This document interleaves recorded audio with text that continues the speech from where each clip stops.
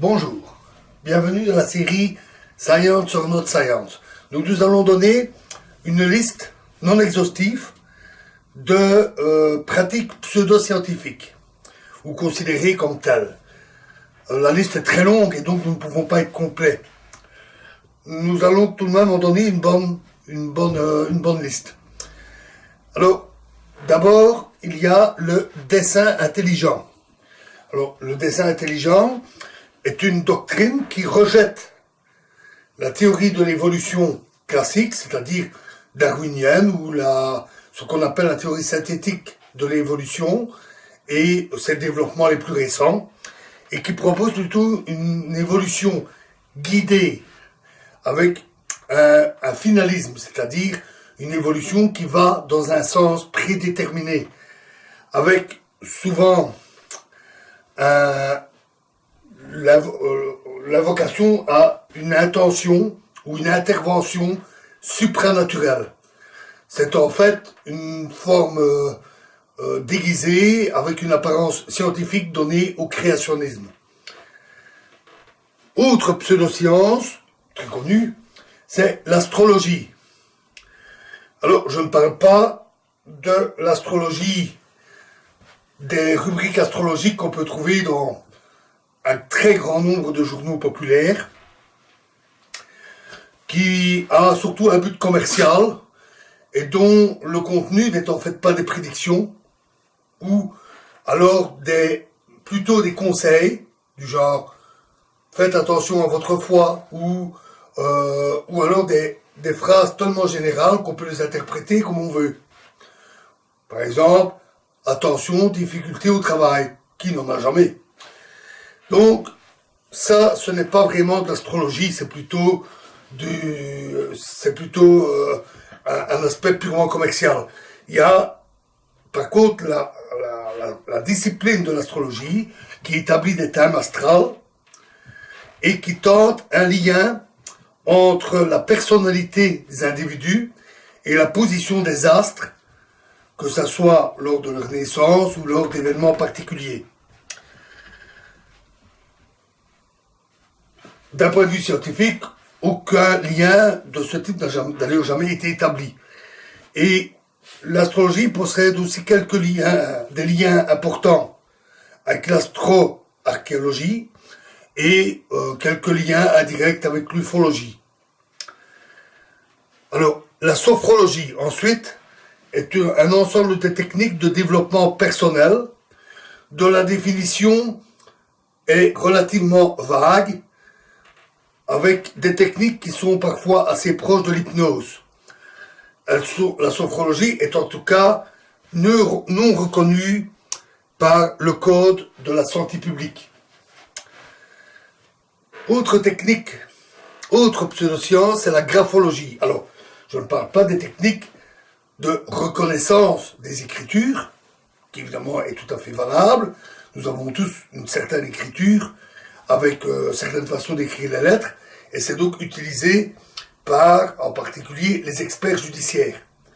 Je parle ici de l'association entre certains styles d'écriture et la personnalité. Beaucoup d'études ont eu lieu et il n'y a pas de confirmation expérimentale rigoureuse obtenue dans un cadre scientifique. Elle est en tout cas non reconnue par la psychologie universitaire. Autre pseudoscience, l'ufologie. Alors, l'ufologie n'est pas l'étude simple des phénomènes ovnis, des objets volants non identifiés, on en découvre régulièrement.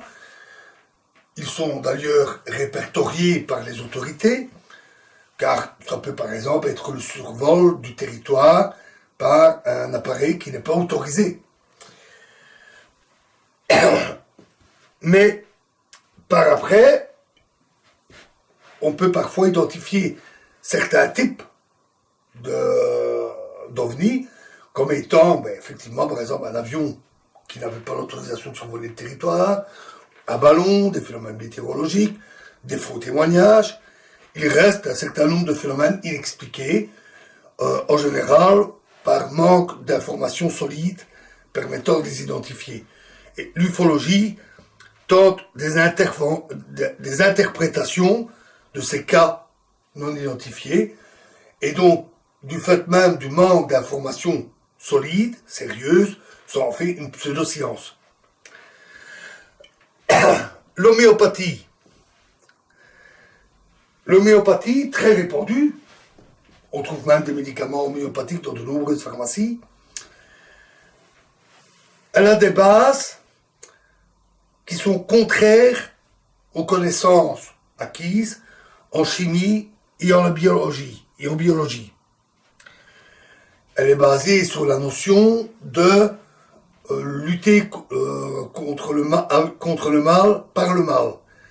Et donc, d'utiliser certains produits qui sont parfois considérés comme des poisons, mais qui sont dilués, redilués, jusqu'à ce qu'il n'y en ait plus aucune trace dans l'eau, ou qui garderait la mémoire du produit et permettrait de lutter contre des maux qui sont sensiblement les mêmes que ceux que provoquerait le poison.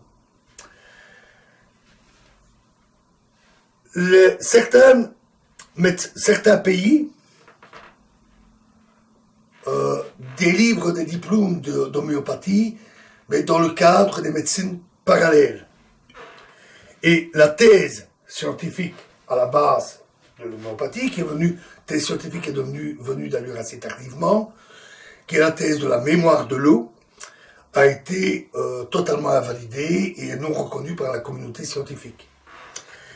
Quant aux tests cliniques pour vérifier la validité de l'homéopathie, dans les tests cliniques sérieux, effectués en double aveugle, aucun résultat concluant n'a été trouvé à ce jour. En tout cas, aucun résultat n'allant au-delà de l'effet placebo.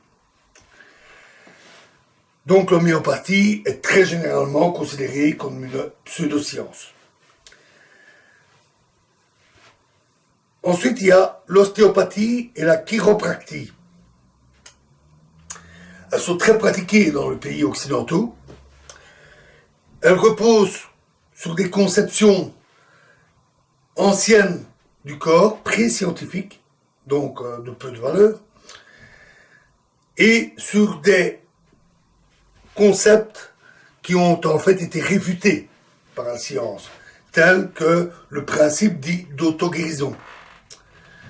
Elles cherchent à combler les lacunes de la kinésithérapie, qui elle est une science médicale, et en tout cas en France est considérée comme une pseudoscience. La naturopathie est une discipline qui est parfois acceptée par les médecins, avec des réserves importantes. En particulier, ils acceptent certaines méthodes dites de phytothérapie, médecine par les plantes, surtout quand certaines plantes contiennent réellement des principes actifs, comme peuvent en contenir des médicaments.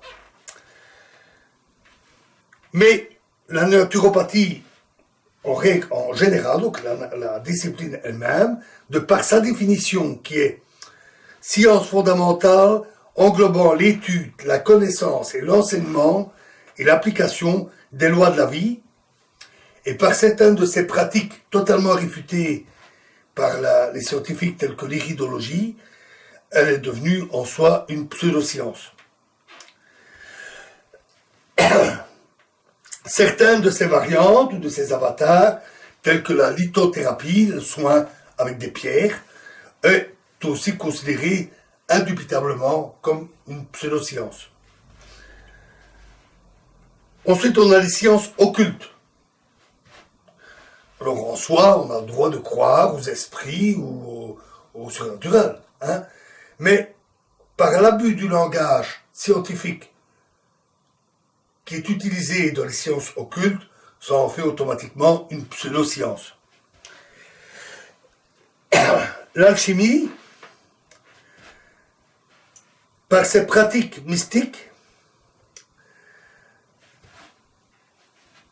et le fait qu'elle s'est parfois qualifiée elle-même de science suprême, est considérée comme une pseudoscience. Alors, il ne faut pas le croire, mais elle est toujours pratiquée de nos jours, par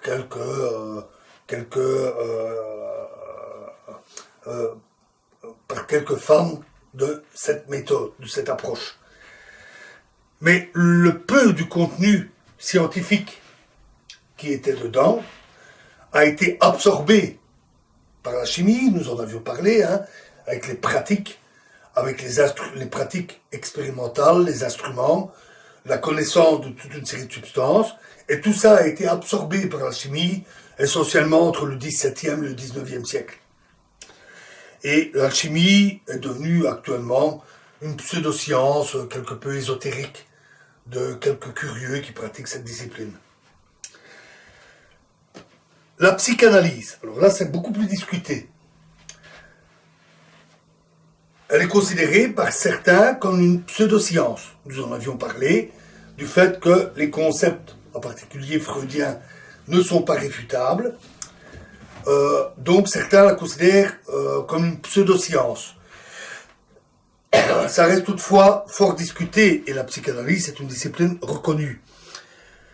Il en est de même avec certaines psychothérapies. Donc il existe toutes sortes de psychothérapies. Certaines posent aussi des problèmes et sont parfois considérées comme des pseudosciences. Alors, l'évaluation des procédures en psychologie sont souvent très compliquées, ce qui fait que cela entraîne des débats et la position n'est pas toujours bien tranchée quant au caractère scientifique ou pseudo-scientifique de certaines psychothérapies ou de la psychanalyse. Autre pseudoscience, l'orgonomique, qui vise à trouver et exploiter le fluide vital universel qui serait en nous. C'est des théories basées sur des conceptions très anciennes, comme le vitalisme, qui a été totalement réfuté par la science, dès le XIXe siècle d'ailleurs. Elle était censée soigner l'impuissance et le cancer. Elle a été totalement réfutée, l'orgonomique, par les tests de reproductibilité. Elle est considérée comme une pratique illégale de la médecine, en plus d'être une pseudoscience, en particulier parce qu'elle est dangereuse, elle peut détourner certaines personnes, en particulier pour le cancer, qui pourraient suivre des soins et guérir, et qui, au lieu de ça, suivent une discipline qui ne les soignera pas, et où leur cancer va finir par empirer et devenir intraitable. Citons aussi la bioélectronique. Celle-ci prétend effectuer un certain nombre de mesures, le pH, le RH, la résistivité électrique, du sang ou des urines, afin de détecter certaines pathologies, certaines maladies. En réalité, ces techniques qui se donnent un fort aura scientifique, cette technique a été totalement réfutée par les tests de reproductibilité, par les tests expérimentaux, et elle n'a aucune base, absolument aucune base scientifique. Vous aurez remarqué que beaucoup de ces pseudosciences touchaient à la santé. C'est un peu normal. Pour le grand public, la majorité des problèmes pour lesquels ils pourraient chercher des solutions touchent à la santé. C'est un souci majeur de la population. Donc beaucoup de pseudosciences touchent à la santé, parce que il y a une demande. Donc, les instances publiques, les instances médicales publient régulièrement des guides dans le domaine médical qui mettent en garde contre certaines pratiques pseudo-scientifiques, en particulier celles qui pourraient être à dérive sectaire, malheureusement, parce que cela existe aussi.